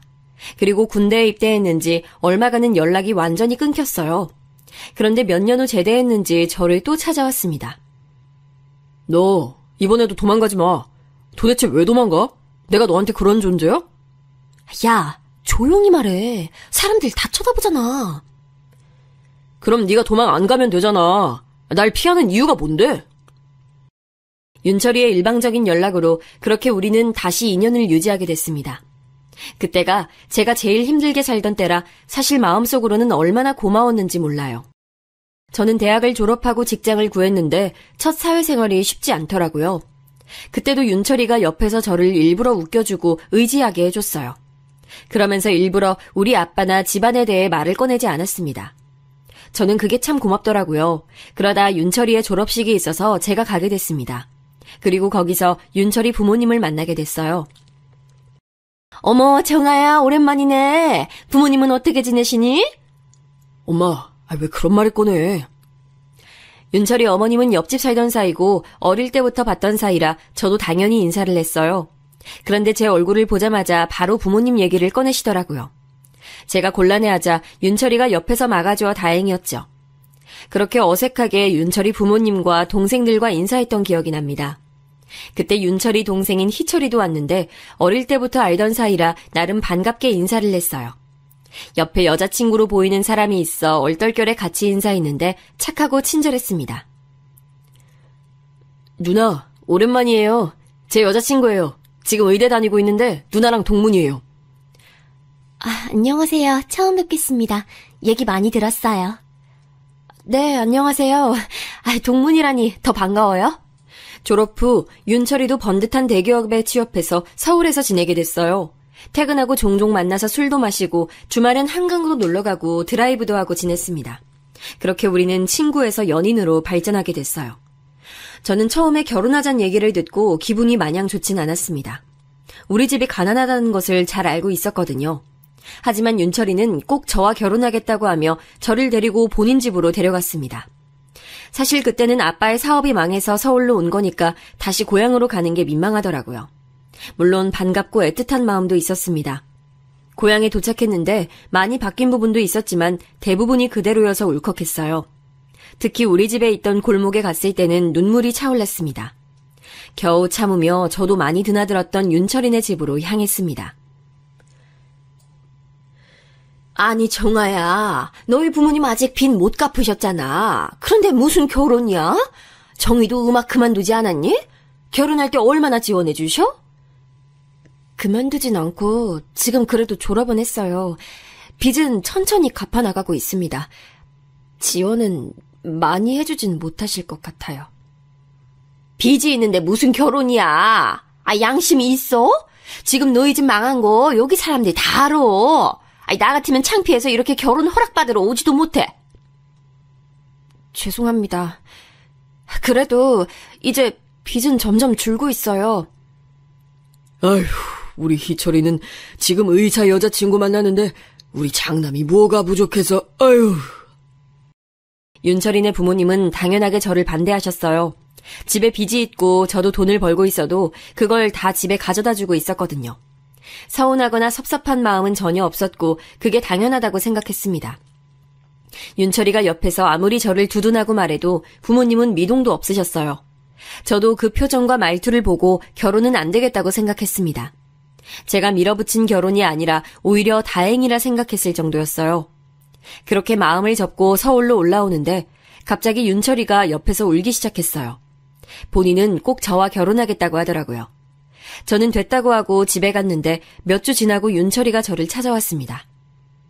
정아야, 결혼하자. 부모님이 허락하셨어. 뭐? 어떻게? 이렇게 갑자기? 이제 문제 없어. 나만 믿어. 그리고 윤철이 말대로 다시 부모님을 뵀을 때는 별다른 반대의 말을 하지 않았어요. 도대체 이게 어떻게 된 일인가 궁금했는데 윤철이의 막내 동생인 희정이가 저에게 말해줬습니다. 언니랑 결혼하겠다고 단식투쟁하고 다니던 회사 그만둔다고 사직서 보여주던데요? 그거 보고 엄마 쓰러졌어요. 언니, 꼭 우리 오빠랑 결혼해야 돼요? 알아서 언니가 끊어내면 좋겠는데. 희정이는 아주 어릴 때 빼고는 본 적이 없었는데 어느새 훌쩍 컸더라고요. 반가워할 새도 없이 저한테 바로 적대적으로 대하는 모습을 보고 씁쓸했습니다. 미운 마음은 없고 그냥 너무나도 그 마음을 이해할 것 같아서 부끄러웠어요. 결혼을 꼭 해야 하나 싶었는데 또 이기적이게 윤철이가 없는 삶을 생각하니 그건 또 안 될 것 같았습니다. 제가 힘들 때 옆에서 지켜준 사람이니까 이 사람이라면 남은 생을 같이 살고 싶었어요. 결혼 허락을 받는 모습을 보고 든든한 마음이 들기도 했습니다. 저돌적인 모습에 반했고 또 굳이 저를 설명하지 않아도 이미 저에 대해 잘 아는 사람이라 편했어요. 그래서 그렇게 결혼이 진행됐는데 당연히 시부모님은 저를 마음에 들어하지 않았습니다. 크고 작은 사건들이 있었는데 그래도 그때마다 옆에서 윤철이가 막아주어 버텼어요. 신혼집은 윤철이네 회사 옆으로 구했습니다. 결혼하고 저는 집에 생활비를 들여야 하니 계속 직장에 다녔어요. 힘들게 일하고 와도 집에 남편이 있으니 마음에 안정감이 들며 결혼하기 잘했다고 생각했습니다. 하지만 그것도 잠시였어요. 시어머니는 결혼식을 올리고 혼인신고를 하니 대놓고 저를 미워하셨습니다. 사실 상견례 자리에서도 시부모님은 표정을 굳히고 있었고 결혼식장에서도 표정이 좋지 않았어요. 그 모습을 보고 친언니가 저에게 속상하다고 할 정도였습니다. 그래도 저는 그때는 무슨 생각이었는지 결혼이 도피처라고 생각했어요. 가난한 집이 싫었고 남편과 같이 있을 때가 제일 즐거웠으니까요. 시어머니는 제가 명절에 내려가도 인사도 받아주지 않았습니다. 노골적으로 저를 무시했고 저에게 말을 걸 때는 집안일을 시키는 거였어요. 언니, 저희 원피스 빨래해주세요. 이거 내일 오전에 입고 나갈 거라 지금 손빨래로 해줘요. 아, 지금요? 저 지금 이거 갈비찜만 하고 바로 해줄게요. 아니, 갈비찜 나중에 하고 이거부터 해줘요. 저 급해요. 언니, 부탁해요. 신우는 제가 명절에 미리 가면 꼭 빨래를 부탁하거나 자기 방 청소를 시켰어요. 저는 그때는 그래도 결혼했고 시댁 식구들에게 잘 보이고 싶은 마음에 하라는 대로 다 했습니다. 시어머니는 꼭 명절 전에 저를 부르셨는데 제가 가면 음식을 얼마나 많이 시켰는지 모릅니다. 시댁이 큰 집도 아니라 많이 할 필요가 없는데 가면 음식 가짓수만 10개가 넘었어요.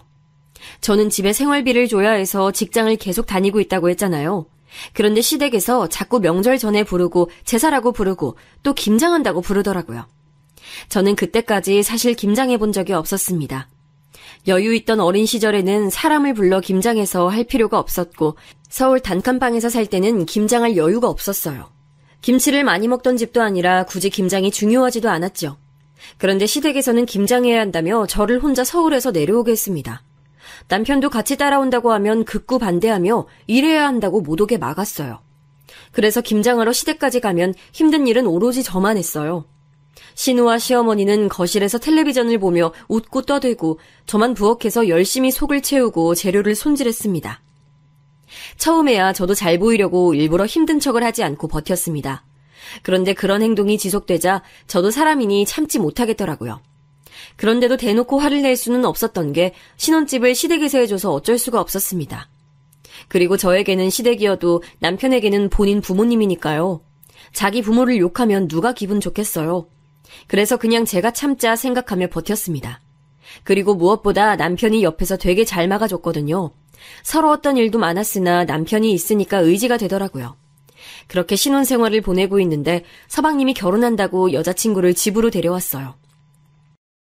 아유, 진짜 우리 아들하고 결혼해줘서 고마워요. 우리가 너무 황송하네. 이런 귀한 손님이 며느리가 될 줄이야. 난 사귈 때만 해도 진짜 결혼할 줄 몰랐어. 아니에요. 저는 사람 됨됨이가 아주 중요하다고 생각해요.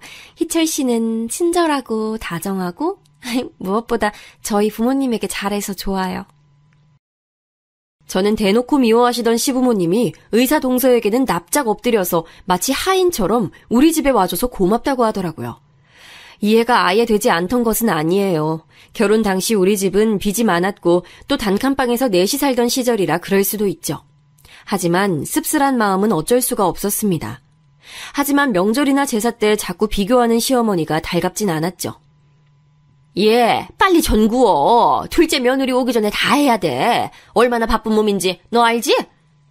언니, 저 이거 손빨래 부탁해요. 그리고 옷장 청소도요. 시댁 식구들은 의사 동서는 귀한 손님이고 저는 여전히 그냥 며느리였어요. 그럴 때마다 속사정을 말하고 싶었는데 남편이 하도 힘들어하니 그러지도 못했습니다. 제가 가장 힘들 때 옆에서 도움을 줬던 사람이니 내칠 수가 없었어요. 그렇게 몇 년이 지나고 아이를 낳았는데 첫째의 성별은 딸이었습니다.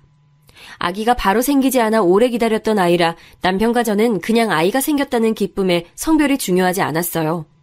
하지만 시어머니는 손주가 아들이 아니라고 병원에도 오지 않았습니다. 시아버지도 대를 이으려면 아들이 있어야 한다고 다음엔 노력해서 아들을 낳으라고 하셨어요. 아이의 성별이 노력해서 될 일이 아닌데 저런 말씀을 하시니 속상했습니다.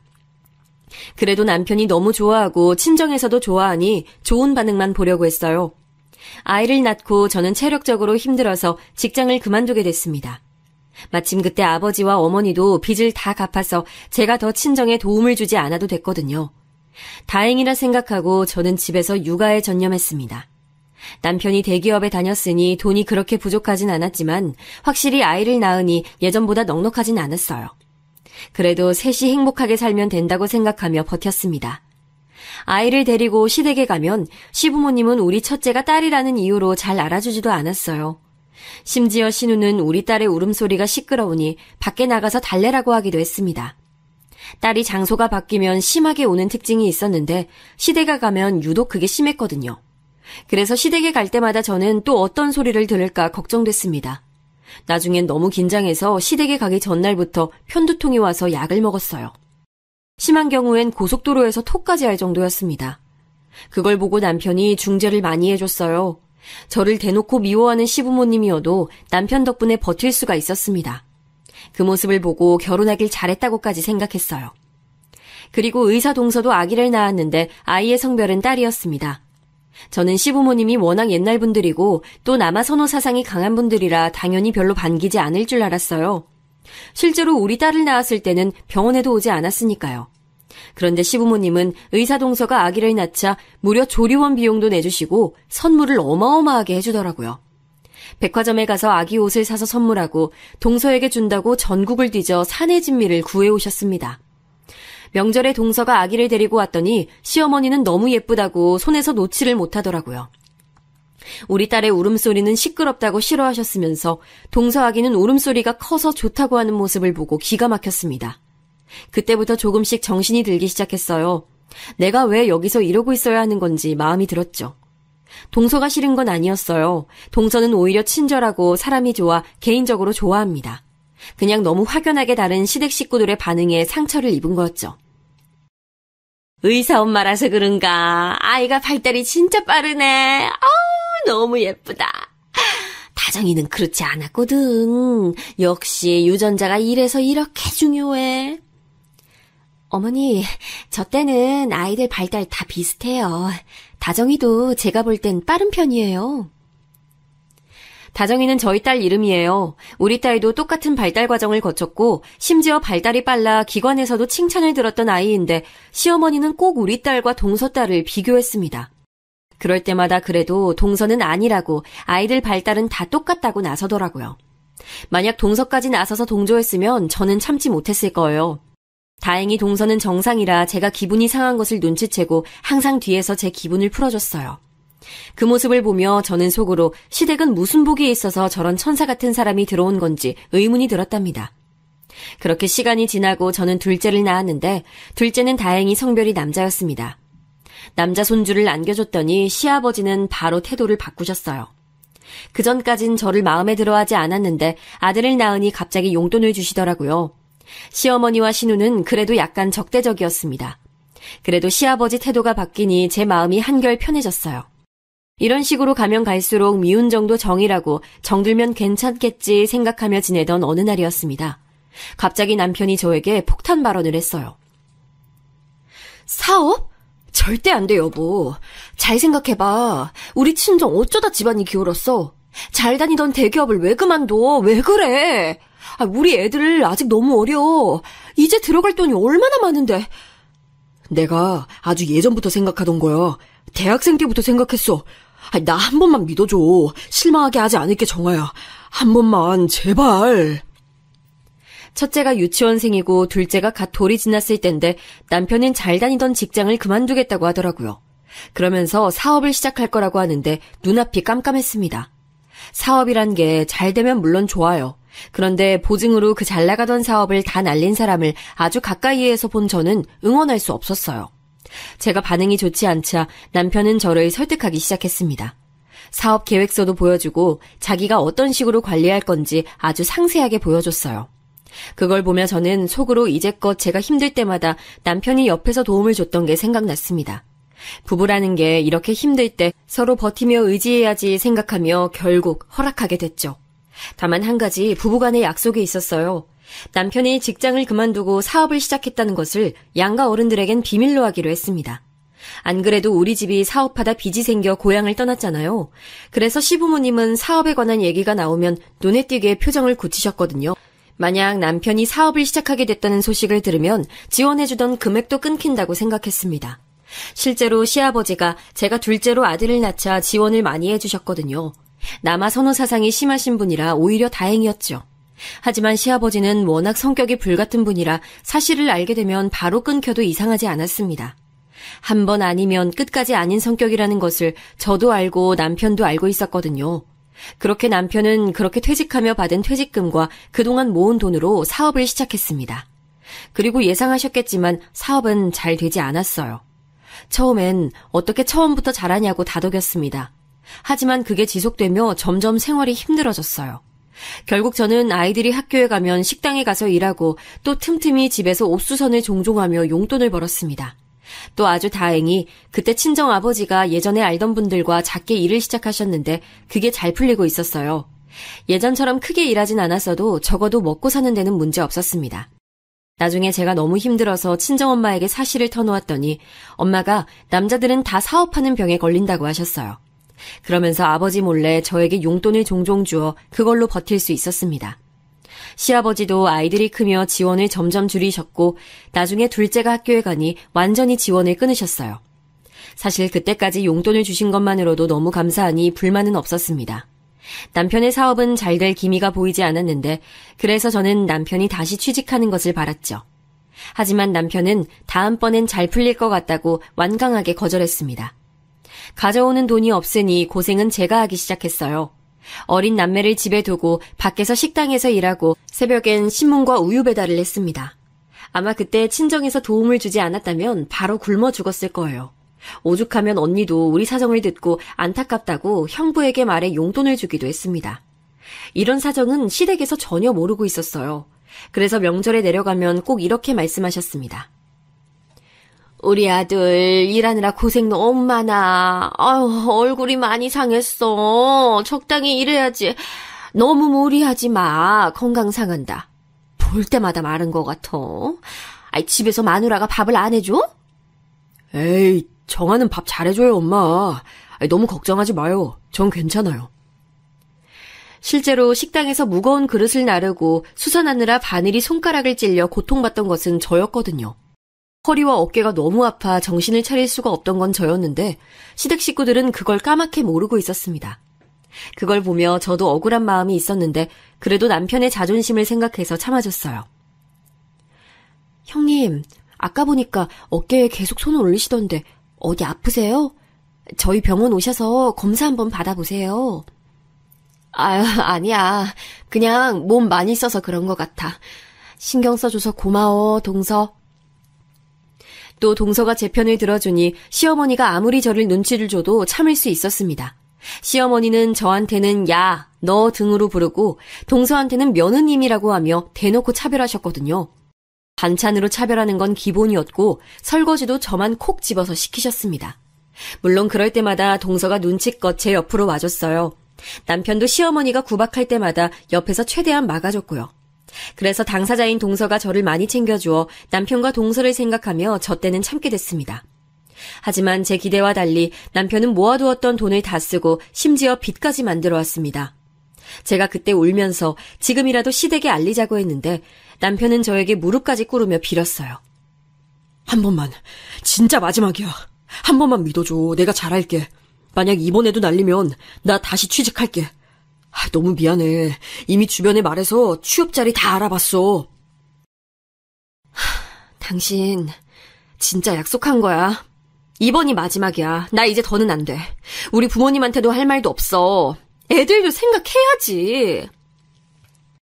저는 남편을 믿었기에 마지막 기회를 줬습니다. 그런데 남편은 그 마지막 기회도 대차게 날렸어요. 빚이 생겼고 아무리 냉정하게 판단해도 우리 부부가 노력한다고 갚을 수 있는 금액은 아니었습니다. 결국 저는 친정부모님께 손을 벌리게 됐어요. 친정엄마는 아버지가 보증 때문에 집을 날렸을 때 누군가의 도움이 절실했다고 하며 저를 도와주셨습니다. 급한 불은 친정부모님의 도움으로 끄게 됐고 저도 아이들을 집에 두고 밖에서 일을 많이 했어요. 남편은 사업을 말아먹고 한동안 우울해서 집에만 있었습니다. 밖에서 경제활동을 했으면 좋겠는데 본인이 너무 힘들어하니 차마 재촉하지 못했어요. 물론 그러면서 서서히 저도 사람이니까 정이 떨어지고 있었습니다. 시댁에 알리면 자기는 콱 죽어버린다고 하니 알리지도 못했죠. 아이들이 학년이 올라갈수록 사교육비도 많이 드는데 남편은 종일 집에서 누워있기 바빴습니다. 나이도 있고 경력이 그렇게 길지 않아 다시 취업하는 것은 힘들었어요. 이미 사업하며 자기가 대표님 소리를 듣다 다시 사원이 되는 것은 정말 죽기보다 싫다고 하더라고요. 돈을 벌지 않으면 우리 자식들이 굶으니 저는 속이 터져도 제가 밖에서 일을 더 많이 하면 된다고 생각했습니다. 애들 교육은 잘하고 있니?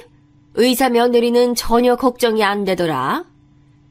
안 그래도 학원 많이 알아보고 있어요. 걱정하지 마세요. 시어머니는 속사정도 모르고 시댁에 갈 때마다 제 속을 긁었어요.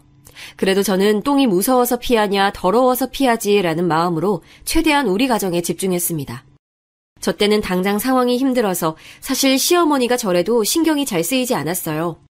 남편이 한심했어도 연애고 뭐고 삶의 의미를 모를 때 계속 제 옆에 있던 사람이니 인간 대 인간으로 도와주고 싶었거든요. 물론 그러면서 미운 마음도 당연히 있었습니다. 작게라도 나가서 돈을 벌어오길 바랐는데 남편은 자꾸 사업을 놓지 못했습니다. 친정 부모님은 이미 그 사실을 아니 남편을 불러 사업에 대해 자세하게 충고를 해주셨는데 남편의 귀에 들리지 않았죠. 나중에는 본인도 괴로우니 살이 점점 빠져서 저도 말을 꺼내지 못했습니다. 그러다 사건이 하나 터지게 됐습니다. 바로 집에서 조용히 있을 줄 알았던 남편이 이번에는 도박으로 빚을 만들어 왔어요. 저는 너무 어이가 없어 할 말을 잃었습니다. 사업을 말아먹어 빚을 만들어 온 것도 기가 막히는데 도박을 하다니요. 결국 저희는 살던 집을 팔아 겨우 급한 불을 끄게 됐어요. 부동산에 가서 계약하는데 눈물이 나오더라고요. 남편은 죄인처럼 옆에서 고개를 푹 숙이고 저희는 그렇게 단칸방으로 이사 갔습니다. 그때까지도 시댁에는 이런 방구하지 않았어요. 저는 그래도 시아버지가 해준 집이니까 이 사실을 알려드려야 한다고 했는데 남편은 오열하며 시간을 조금만 더 달라고 했습니다. 저는 결국 자포자기하고 알겠다고 했어요. 그런데 사람이 죽으라는 법은 없나 봐요. 친정아버지가 다시 새로 시작한 사업이 점점 잘 되고 있었거든요. 친정 부모님이 제가 아이들과 단칸방으로 이사가게 되었다고 하니까 아파트를 제 명의로 하나 얻어주셨습니다. 친정엄마는 아버지 때문에 식구들이 서울에서 단칸방 생활을 했을 때 너무 괴로웠다고 하셨어요. 그러면서 당신 딸인 제가 그렇게 사는 것을 원하지 않는다고 하셨습니다.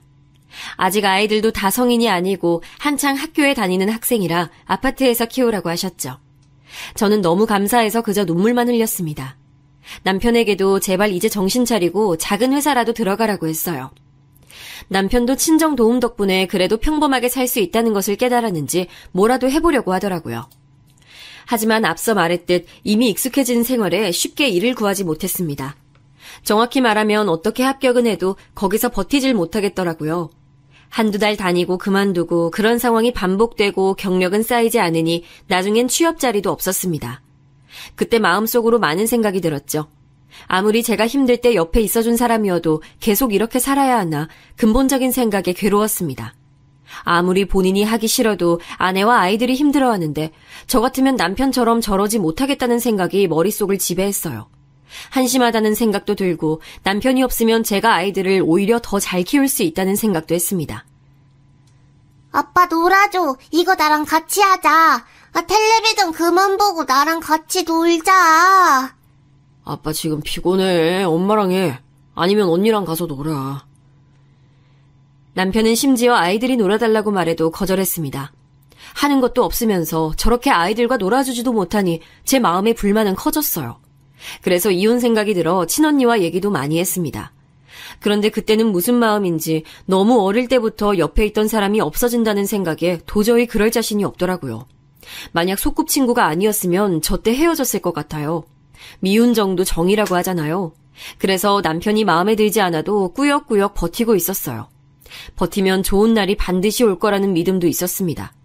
우리 친정아버지가 그랬던 것처럼 남편도 다시 재기할 수 있겠다고 생각했어요. 그러다 제 인생을 뒤흔드는 사건이 크게 터졌습니다. 유난히 얄미웠던 신우가 결혼한다는 소식을 들었습니다. 고향에서 쭉 살던 신우는 고등학교 동창하고 결혼하게 됐다고 하더라고요. 둘 다 고향이 같고 동네도 같아 주민들도 많이 온다고 시어머니는 말씀하셨습니다. 그러면서 축의금 얘기도 꺼내셨어요. 사실 신우만 생각하면 저는 축의금을 주고 싶지 않았습니다.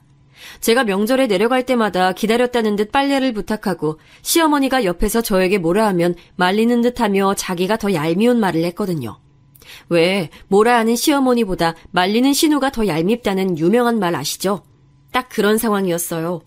특히 의사 동서가 들어오며 신우는 대놓고 저와 동서를 비교하기도 했어요. 아니 태도부터가 달랐습니다. 저는 대놓고 왜 우리 오빠랑 결혼하냐고 비꼬던 사람이 의사 동서에게는 옆에 딱 붙어서 말투에 애교가 장난이 아니었거든요. 그걸 보며 안 그래도 웃겼는데 그래도 결혼하는 것을 보니 잘 됐다 싶었죠. 축하하는 마음과 달리 결혼하면 명절에 더 얼굴을 보지 않아도 되니까요. 그런데 신우만 생각하면 주고 싶지 않아도 문제는 시아버지였어요. 시아버지는 제가 둘째로 아들을 낳고 지원을 꽤 해주셨거든요. 그때 남편이 사업한다고 난리칠 때라 시아버지 지원금이 없었으면 버티기 힘들었을 거랍니다. 그래서 저는 원래 일하던 식당과 더불어 주말까지 아르바이트 했어요. 일손이 모자랄 때 연락달라고 미리 사장님들께 말해놓고 그럴 때마다 나갔습니다. 심지어 공장에 가서 일일 단기로 일도 했습니다. 그렇게 잠도 줄이고 밥 먹는 시간도 아껴가며 돈을 50만 원을 모았어요. 남편에게는 돈 나올 구석이 없던 걸 알고 있어서 부탁하지 않았습니다. 이제는 남편이 밖에서 제가 벌어온 돈을 날리지 않길 바랄 지경이었어요. 그리고 신우 결혼식 날이 됐습니다. 역시 둘 다 같은 고향이라 하객들이 정말 많이 왔더라고요. 정신없는 결혼식장에서 최대한 많이 웃고 도울 일이 있으면 도왔어요. 웨딩드레스를 입은 신우를 보니 그래도 이왕 결혼하는 거 잘 살길 바랐죠. 그리고 봉투에 50만 원을 넣고 기쁜 마음으로 추기를 했습니다. 의사 동서와 서방님도 마주쳤는데 동서는 역시나 친절하게 인사를 하더라고요. 그래서 그날은 되게 기분이 좋았어요. 문제는 신우가 신혼여행에 다녀오고 같이 시댁에서 모인 날이었습니다. 시부모님이 아이들도 다 데리고 내려오라고 하시더라고요. 저는 우리 시댁 식구들만 모일 줄 알고 갔더니 신우가 신혼여행에서 선물을 사왔다고 하며 친척들까지 다 불렀습니다. 이건 첫째 새언니 거예요. 특별히 고른 거니까 소중하게 간직해줬으면 좋겠어요. 네, 고마워요. 아, 핸드크림이네요? 신우가 준 선물을 봤더니 그냥 길거리 화장품 가게에서도 살 수 있는 핸드크림이었어요. 저도 아는 브랜드라 가격을 이미 알고 있었죠. 축의금을 50만 원을 냈는데 하나에 5천 원짜리 핸드크림은 너무하지 않나 싶었습니다. 그래도 선물이니까 표정 관리를 겨우 하며 일부러 더 웃었어요. 하지만 이상하게 시어머니 표정이 좋지 않았어요. 저는 또 뭐가 문제지 생각했지만 그게 저에 대한 문제일 줄은 몰랐습니다. 딱히 거슬리게 행동하지 않았거든요. 그런데 시어머니가 신우가 저와 동서에게 선물을 줄 때 갑자기 말을 꺼내셨어요. 아니, 근데 첫째 너는 그걸 받을 자격이 있나? 네? 그게 무슨 말씀이세요? 축의금도 겨우 50만 원 냈더라. 넌 그 돈 내면서 창피하지도 않어? 네 동서는 무려 2천만 원을 줬는데 50만 원이 뭐니? 아유, 내가 진짜 창피해서 어디 가서 말도 못하겠더라. 네? 2천만 원이요? 동서, 그게 진짜야? 동서는 당황했는지 말을 안 하더라고요. 저는 그래도 좋은 마음으로 축의를 했던 거라 민망하고 기분이 좋지 않았습니다. 그래서 결혼하고 처음으로 시어머니 말에 대꾸했어요. 어머님, 그래도 저도 열심히 돈 벌어서 드린 거예요. 그렇게 말씀하시면 제가 기분이 좋지 않아요.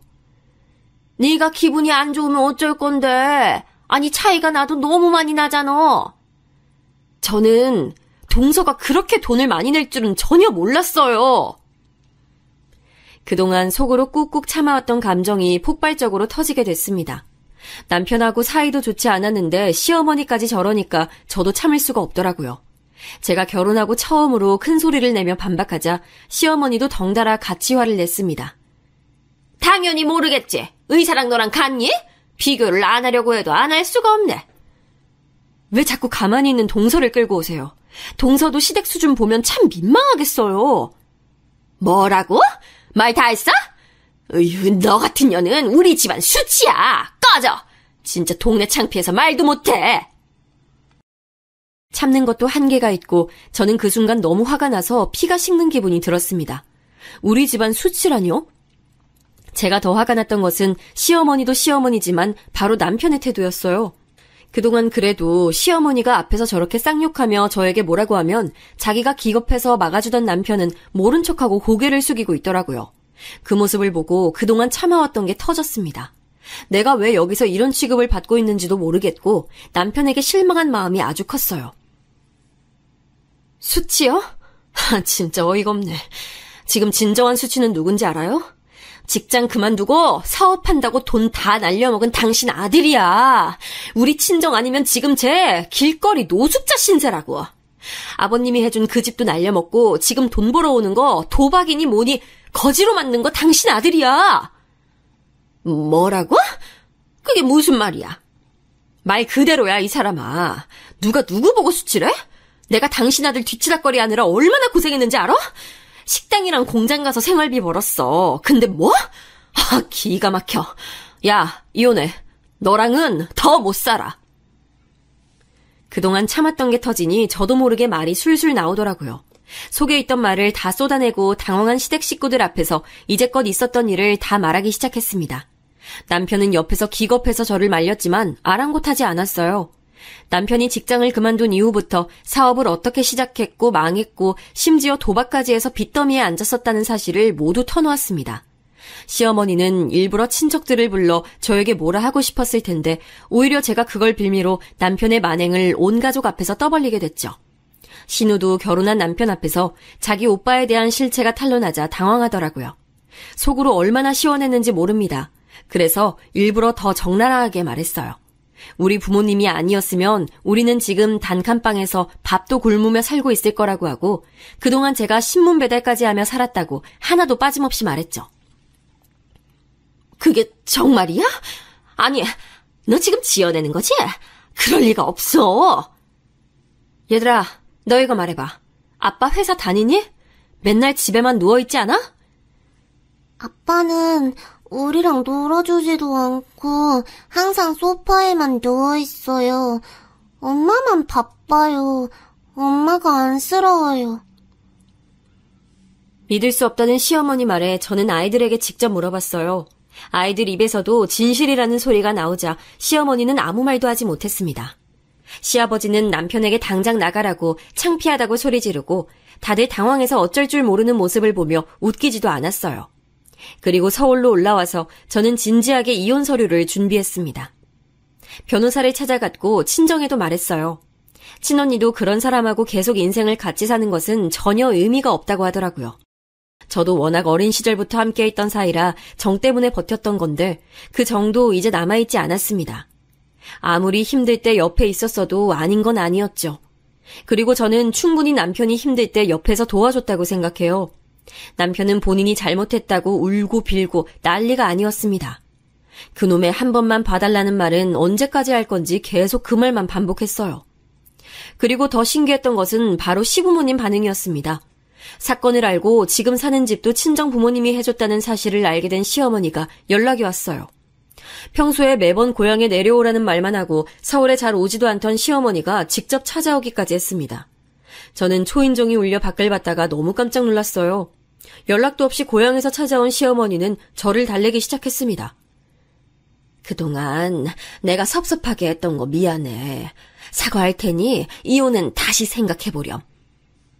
아니요. 저는 할 만큼 다 했어요. 이제 제 인생에 남편은 더 없습니다. 아이들은 제가 키울 거니까 걱정하지 마세요. 그렇게 좋아 죽는 의사 동사딸이나 보고 사세요. 윤철이도 이제 생각 고쳤을 거야. 다시 한번 생각해보자. 사람 인연이란 게 이렇게 끊으면 나중에 다 돌아와. 여기까지 와서 그런 말을 하고 싶으세요? 그리고 저 그런 식으로 남편 봐줬던 거 하루 이틀이 아니에요. 그만하세요. 저는 더 할 말 없어요. 같이 살던 집도 제 명의였고 재산도 제가 더 많아서 이혼하게 된다면 남편만 불행했거든요. 시부모님도 그걸 알고 저한테 얼마나 빌었는지 모릅니다. 심지어 우리 친정 부모님을 찾아가서 빌기도 했어요. 그렇게 상견례 자리에서도 무시하고 결혼식장에서도 표정을 굳히고 있던 사람들이 맞나 싶을 정도였죠. 하지만 제 마음은 굳건했습니다. 그렇게 이혼하게 됐는데 사실 이혼하기 전에는 아이들 걱정이 컸어요. 아이들에게 상처가 되지 않을까 걱정했는데 의외로 아이들도 아빠는 없는 게 자기들에게 좋다고 하는 모습에 웃음이 나왔습니다. 아빠가 아빠 역할을 해야 아빠잖아요. 집에서 매일 하는 것도 없이 누워있는 모습을 누가 좋아하겠어요. 그래서 저는 그렇게 이혼했고 지금은 혼자 아이들을 키우고 있습니다. 친정에서 경제적인 부분은 걱정하지 말라며 많은 도움을 주고 계세요. 아버지도 한번 망했던 경험이 있어 더 열심히 살고 계시고 망해도 무리 없게 적금을 많이 들어놔서 문제 없습니다. 이혼하기 전에는 남편이 없으면 제 인생에 뭐가 남을까 생각했는데 막상 하니까 너무 홀가분하고 좋아요. 다사다난한 인생이었는데 지금이 가장 행복하거든요. 저를 괴롭히는 존재가 없으니 아이들에게도 더 잘하게 됩니다. 제가 준비한 사연은 여기까지인데 재밌게 잘 들으셨는지 모르겠어요. 들어주셔서 정말 감사합니다. 다들 행복한 인생 사시길 바랄게요.